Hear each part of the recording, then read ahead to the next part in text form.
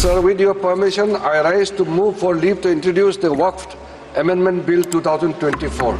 This bill, they are putting a proviso that non-Muslims also be the member of the governing council. This is a fundamental attack on constitution. This bill is a fundamental. Now you are going for Muslims. Modi सरकार के तीसरे कार्यकाल के कुछ गिनती के फैसलों में से एक वक्फ संशोधन बिल संसद में अटक गया है और इसे जॉइंट पार्लियामेंट्री कमेटी के पास भेजा गया है। अल्पसंख्यक कल्याण मंत्री किरेन रिजिजू ने इस संबंध में कमेटी में शामिल रहने वाले सांसदों के नामों का ऐलान कर दिया है। लेकिन सवाल यह है कि एड़ी चोटी का जोर लगाने के बाद भी सदन में यह बिल पास क्यों नहीं हो सका। इसमें कुछ बड़े कारण हैं जो केंद्र सरकार को मुश्किलों में डाल रहे हैं, जिसमें पहला कारण तो वही है जो पिछले 2 कार्यकालों में भी था, राज्यसभा में बीजेपी के पास बहुमत की कमी।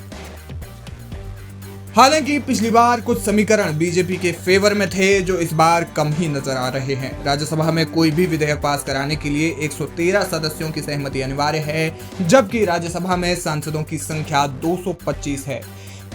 सत्ता पक्ष के पास इस बार राज्यसभा में 110 सीटें हैं। इस बार वाईएसआर कांग्रेस पार्टी ने बिल को समर्थन देने से हाथ खड़े कर दिए हैं। उल्टा उन्होंने इसे गैर संवैधानिक विधेयक बता दिया है। दूसरी ओर बीजेडी भी बीजेपी के विरोध में है। पिछली सरकार में राज्यसभा में बहुमत न होने के बावजूद इन्हीं 2 पार्टियों की मदद से एनडीए कोई भी विधेयक आसानी से पास करा लेती थी। ऐसे में फिलहाल इस बिल को राज्यसभा में पास कराना टेढ़ी खीर नजर आता है। लेकिन राज्यसभा ही नहीं बल्कि इस बार तो केंद्र सरकार लोकसभा में भी फंसती नजर आ रही है।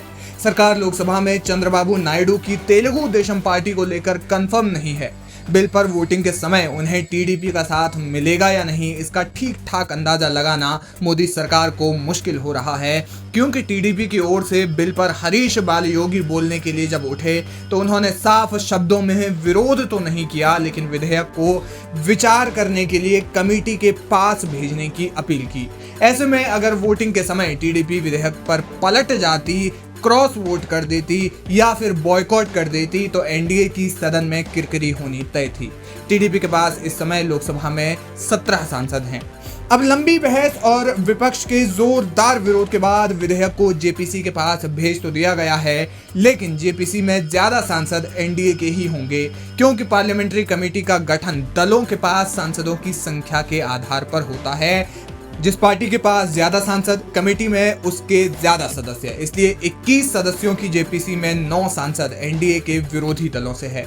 ऐसे में सरकार के पास यहां थोड़ा सा मौका बनता दिख रहा है। हालांकि विपक्ष से जिन नेताओं का नाम इसमें शामिल किया गया है वे भी कम नहीं है। आपको बता दें कि मोदी सरकार के पिछले 2 कार्यकालों के दौरान एक भी बिल जेपीसी के पास नहीं गया है। हाँ, कुछ विधेयकों को चर्चा के लिए स्टैंडिंग कमेटी के पास जरूर भेजा गया था, लेकिन पिछले कार्यकालों की तुलना में मोदी सरकार को कोई विधेयक पास कराने में इतनी दिक्कतें नहीं हुई।